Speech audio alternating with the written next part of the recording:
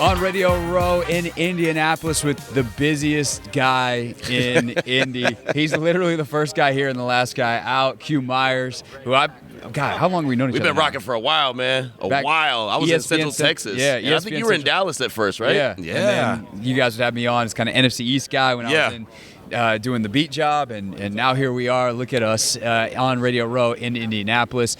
Q, host of Game Night on ESPN Radio nationally weeknights, but for our purposes, also host of Afternoon Drive on Raider Nation Radio in Las Vegas. Because I this kind of, hey, let's do this on the air, started when I was talking to you over at your table the other day, off air, about like, hey, are the Raiders in the trade up market? Because obviously Washington at that second pick could be somewhere that they target as a potential trade up. So what is that situation, do you think, in Las Vegas in terms of the desire to trade up, and specifically for a quarterback? There's no doubt. They're 100% in the market of wanting to trade up, right? I mean, we talked to Antonio Pierce yesterday, and he said, I'm tired of Band-Aids. This organization is tired of Band-Aids.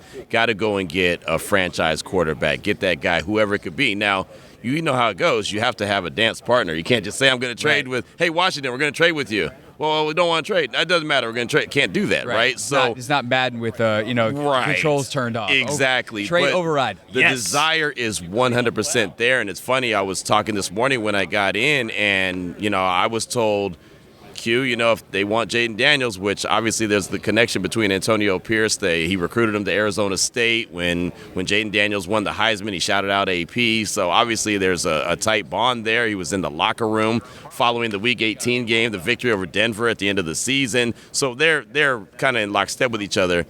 To get him, probably have to go up to number 2. He's already creating a lot of buzz. Well, obviously Washington sits at number 2. Right. So let's talk about that relationship, because it's obviously super tight between AP and Jayden Daniels, but ultimately Tom Telesco, the new general manager, comes over from the Chargers. Like, whose call is that? How's the power dynamics there, does it not matter because we think Telesco's on the same page as AP? I think Telesco's on the same page, but again, talking to AP, we spent about 25-30 minutes with him yesterday, and a lot of good little nuggets came out of that, and he kept mentioning that, hey, I'm a guy that's a go-getter, right? You do what you got to do to go get that guy, right? He's all, that's Telesco's call, but he knows where I stand, right? So I think that there's no doubt about it that he wants him to do everything, exhaust every measure to go get his guy, Jayden Daniels, at number 2, if it has to be number 2, right? I mean, most of us thought number 3. Everyone was kind of targeting New England. All right, well, maybe they'll trade back because they're not ready to really take that next step. But it feels like with all the buzz here at the Combine that if you don't get up to number 2, you might not get your guy.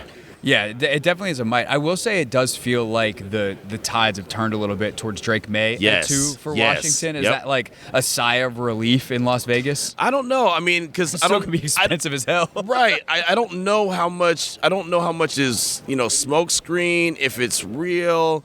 I mean, I'm not super high on Drake May. I'm just not. I just I saw what he did last season, and I feel like that he's got a little bit to prove here at the Combine, just in the interview process. I mean, you can turn on the film and see what it looks like.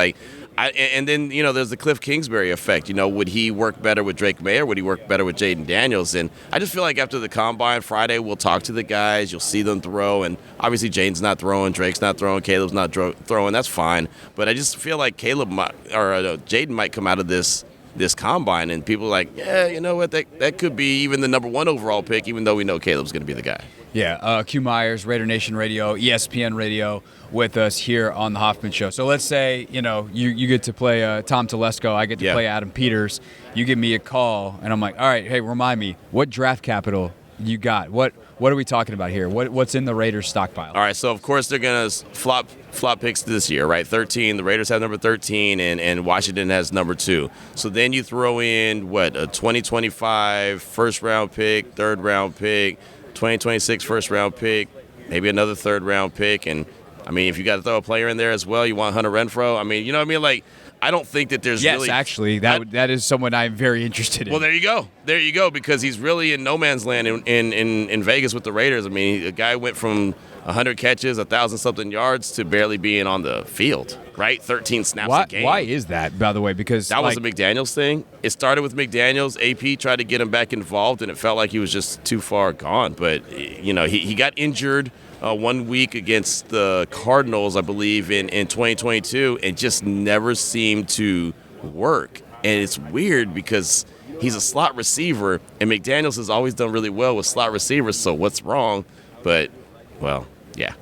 Didn't go well. Yeah, no, it didn't go well as McDaniels got fired on Halloween, so there's that. Yeah, the slot position is one that I think Washington needs this offseason. There you go. Obviously, in the draft is a way you could do it, or you could trade and get multiple first-round picks and your slot receiver and not have to use one of this. Look, we just made the deal.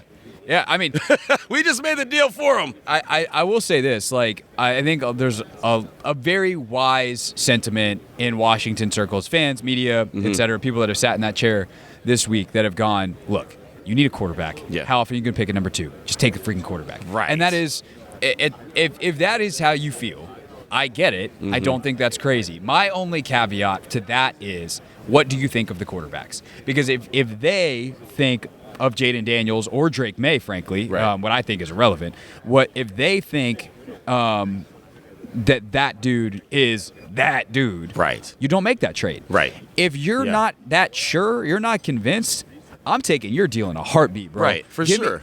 I got 13 this year in a kind of wacky but deep draft. Or I should say wacky top heavy draft. Right. And by the way, I got 2 I can own potentially the next couple of years because here would be the other part of this, right? How good do you think let's say they get Jayden Daniels. How good are the Raiders next year? They've got a lot of weapons on offense. I mean, you've got, Josh Jacobs, I'm assuming is going to return. AP's a big Josh Jacobs guy. Devontae Adams is there. Jacoby Meyers played really well. The offensive line needs some work, but I think that the Raiders are in a better position, a lot better position than they were obviously this year. And with AP, they went 5-4 down the stretch. So with the 4th round pick in Aiden O'Connell leading the charge. Jayden Daniels is a huge upgrade. So at that point, you're thinking, okay, maybe it's not a super high pick, but I'd also, if I'm Adam Peters, I'm going, it is a rookie quarterback. Right. So, like, am I picking top 10 next year with this pick? And maybe in 2026, that first rounder is a little less enticing. Yeah.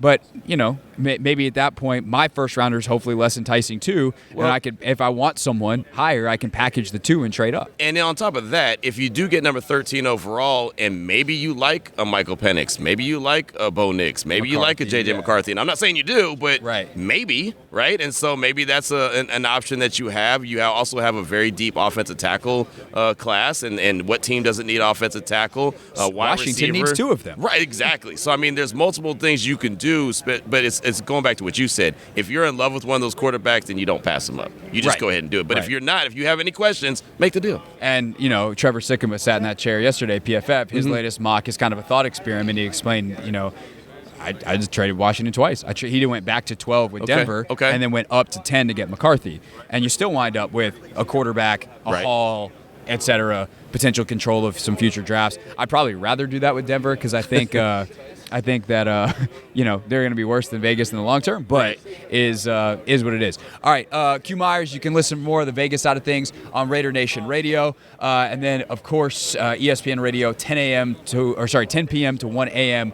weeknights nationally, ESPN Radio app, etc. Q, good to do it. It's always good, my man. This is the first time you've been on one of my shows after all these years. About damn I returned time. the favor finally. About 78 more, and we'll be even. But hey, there you go. If they're going to be this good, we'll do it again tomorrow. All right, that's Q Meyers with us. What's up, kiddos? It's your boy Clinton Yates from ESPN. It's the Hoffman Show on the Team 980. Tell your mama I said what's up.